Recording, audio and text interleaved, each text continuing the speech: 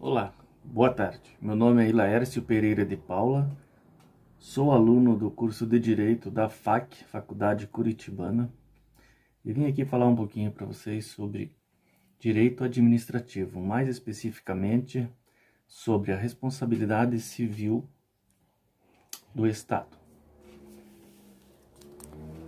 Vamos lá. Vamos falar primeiro um conceito de responsabilidade civil do Estado. Responsabilidade civil é toda ação ou omissão que gera violação de uma norma jurídica legal ou contratual. Assim, nasce uma obrigação de reparar o ato danoso. Nas palavras de Sérgio Cavalieri Filho, ficaria mais ou menos assim: a responsabilidade civil é um dever jurídico sucessivo que se originou da violação de dever jurídico. Beleza? Então, começamos com a responsabilidade civil do Estado. A responsabilidade civil do Estado é a que impõe à Fazenda Pública a obrigação de se compor o dano causado a terceiros por omissão ou por atos de seus agentes públicos, no desempenho de suas atribuições ou de exercê-las. Entende-se por responsabilidade patrimonial extracontratual do Estado a obrigação que lhe incumbe de reparar economicamente os danos lesivos à esfera juridicamente garantida de outrem e que lhe sejam imputáveis em decorrência de comportamentos unilaterais, lícitos ou ilícitos, comissivos ou omissivos, materiais ou jurídicos. De acordo com Celso Antônio Bandeira de Mello, um dos pilares do moderno direito constitucional é exatamente a sujeição de todas as pessoas, públicas ou privadas, ao quadro de ordem jurídica, de tal sorte que a lisão aos bens jurídicos de terceiros engendra para o autor do dano a obrigação de repará-lo. O que quer dizer engendra? É de fazer, criar, originar. Também ensina Odete Medauer, afirmando que responsabilidade civil do Estado diz respeito à obrigação a este imposta de reparar danos causados a terceiros em decorrência de suas atividades ou omissões. A matéria também é estudada sob outros títulos. O Estado age por intermédio de seus agentes, que são pessoas físicas, incumbidas de alguma função estatal e, invariavelmente, responsabilidade patrimonial do Estado, responsabilidade civil da administração e responsabilidade patrimonial extracontratual do Estado.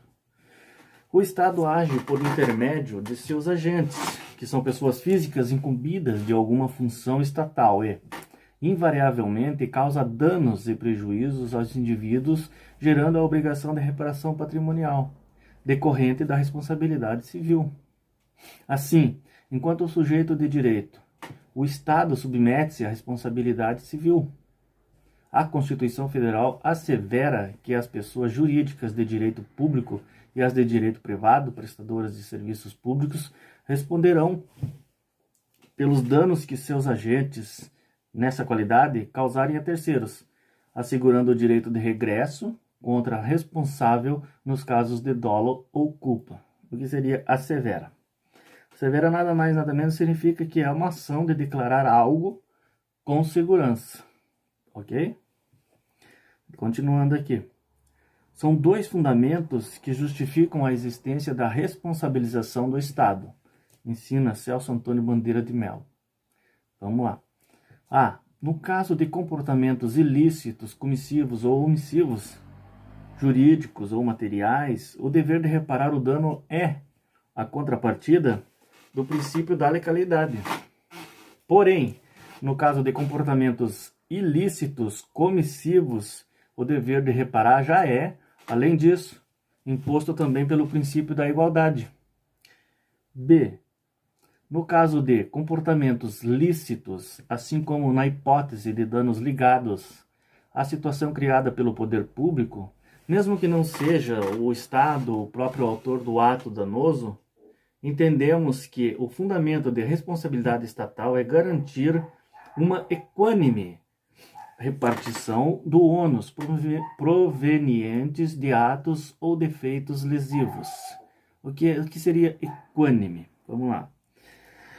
Seria um julgamento realizado com justiça, um julgamento justo, beleza? Um julgamento justo do ônus proveniente dos atos ou defeitos lesivos, evitando que alguns suportem prejuízos ocorridos por ocasião ou por causa de atividades desempenhadas no interesse de todos. De conseguinte, seu fundamento é o próprio da igualdade, o princípio da igualdade, é o nervosismo. Vamos lá. A responsabilidade patrimonial e extracontratual do Estado por comportamentos administrativos origina-se da teoria da responsabilidade pública, com destaque para a conduta ensejadora da obrigação da reparabilidade por danos causados por ação do Estado, por via da correspondência da lesão a um direito da vítima, devendo o evento implicar prejuízos econômicos e jurídicos, material ou moral. Para obter a indenização, basta que o lesionado acione a fazenda pública e demonstre o nexo causal entre o fato lesivo, comissivo ou passivo e o dano, bem como o seu montante. Daí falaremos também da exclusão da responsabilidade do Estado, que para eximir-se desta obrigação, incumbirá à fazenda pública comprovar as causas de exclusão da responsabilidade do Estado.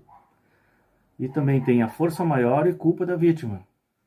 Força maior são fatos da natureza irresistíveis. O dano é inevitável,